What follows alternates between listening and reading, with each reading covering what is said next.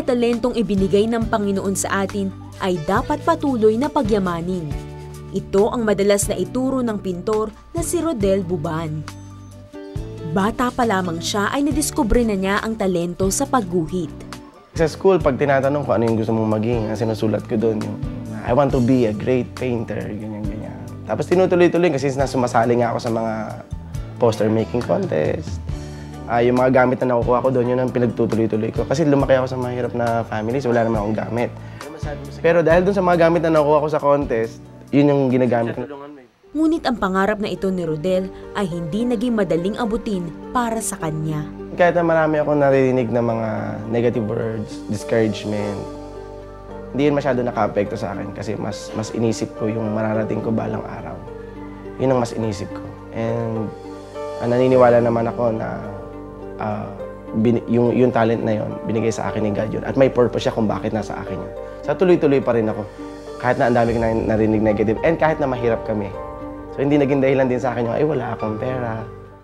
Bunga ng pagtatyaga at tiwala sa Diyos, unti-unting naabot ni Rodel ang pangarap na maging pintor. Sa kasalukuyan, ito ay ginagamit niya upang maging inspirasyon sa mga kabataan sa pamamagitan ng pagtuturo ng arts. Nag-pray ako kay Lord, at anong parang gamitin mo ako. So kayo din, when you ask kay Lord, kaya niyang ibigay sa iyo yung talent na yon. At pag ginamit mo, siya rin ang magtutulong sa iyo para ma-develop yon. Nakita naman nila sa buhay ko kasi talagang wala akong formal lessons. Pinagamit ko lang kay Lord, na-develop at ngayon, hindi lang ako gumagamit, natutulungan ko pa yung ibang tao. Kamakailan lamang ay nagsagawa si Rodel ng isang art exhibition. Tinawag niya itong Intense Passion. Layunin ng exhibition na ipakita sa mga tao na ang lahat ng obra niya ay pagpupuri kay Jesus dahil sa talentong ibinigay sa kanya. Kasi whenever I paint, para lang nag-express ako ng feelings ko, ng emotion ko. So, kaya ko tinitlean na Intense Passion kasi halos yung mga paintings ko lahat, makikilala mo ako sa paintings ko kung ano yung naramdaman ko ng time na yun. So, Intense Passion, sinasabi ko na yung passion ko kay Lord, ganun na lang, katindi. And hindi lang double meaning yan, parang yung siya rin, yung passion niya, yung love niya sa akin, matindi. Kaya hanggat maaari, ginagawa ko yung best na maibalik ko sa kanya yung love. Kumbaga, mahalin ko rin siya ng gusto, katulad ng pagmamahal niya sa akin. Sa kabila ng tagumpay na ito, patuloy na pagyayamanin ni Rodel ang talentong kaloob ng Diyos. I'm so happy ngayon dahil ito nagagamit ko lahat ng talento ko para sa Lord. So kayo mga kabataan, gamitin nyo yung mga talento ninyo para sa Diyos. Kapag yan ginamit nyo, mas mapapabilis yung pag-develop niyan at mas masarap ang pakiramdam na alam mong ginagawa mo ay tama at nag-glorify mo si God. You know what I admire about Rodel is, sabi niya, I am definitely sure my gifts come from God and God has a purpose for my life. So sigurado talaga siya. He wants to give glory to God kung ano man ang ginagawa niya. Talagang 100% ibigay sa Panginoon. You know, Connie, I'm also reminded of the quote from Antonio Stradivari, yung inventor ng Stradivarius na violin.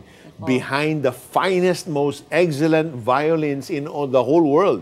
When he was asked why he had to make sure that all his violins needed to be excellent, this is what he said.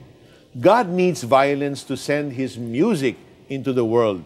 And if any violins are defective, God's music is spoiled.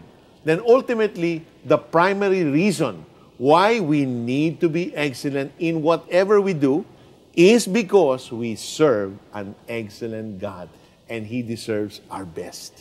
Alam mo, Peter, naalala ko rin dyan si Eric Liddell.